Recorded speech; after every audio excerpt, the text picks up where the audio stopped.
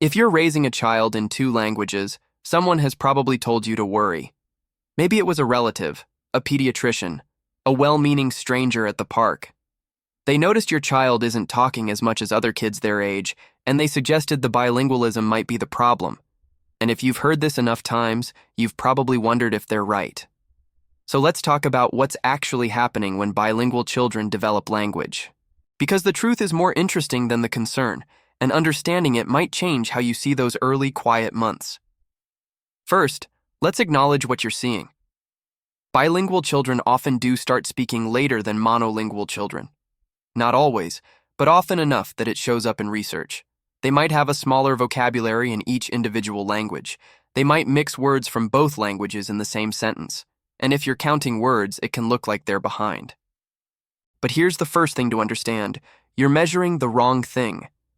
When researchers look at bilingual children's total vocabulary across both languages, they're usually at the same level as monolingual children, or even ahead. The difference is that their words are split between two systems instead of concentrated in one. Imagine you have 100 words to learn. A monolingual child puts all 100 into one basket. A bilingual child is building two baskets at the same time, so each one looks half full. But the total amount they're learning? It's the same, or more. So why does it sometimes take them longer to start speaking? Think about what a bilingual child's brain is doing that a monolingual child's brain isn't. They're not just learning words, they're learning two different sound systems, two sets of grammar rules, two ways of organizing thoughts into sentences, and on top of that, they're learning something even more complex, which language to use when. That last part is significant. A bilingual child has to develop a sense of context.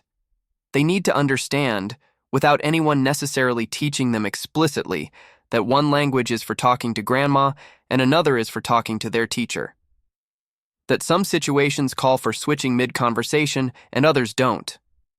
This is metalinguistic awareness. It's the ability to think about language itself, not just use it. And it develops earlier in bilingual children than in monolingual children, precisely because they need it to navigate their world.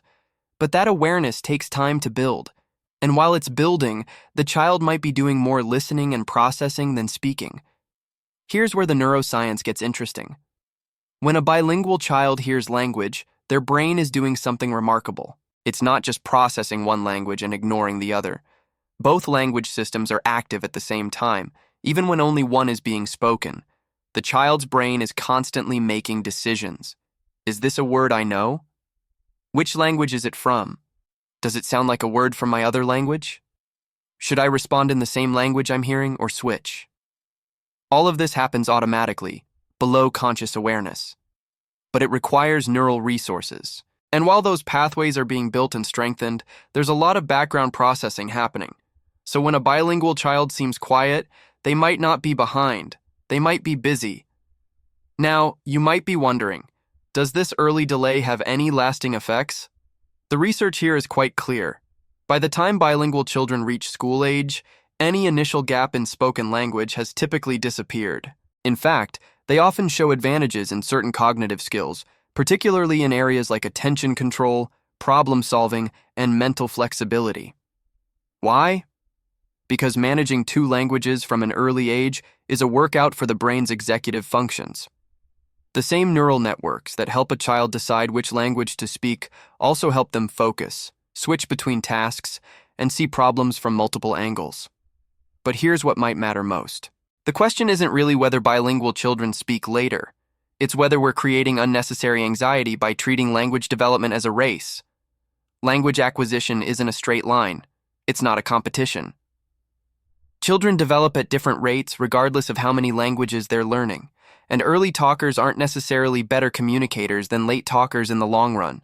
What matters is whether the child is engaging with language, even if that engagement is mostly receptive at first.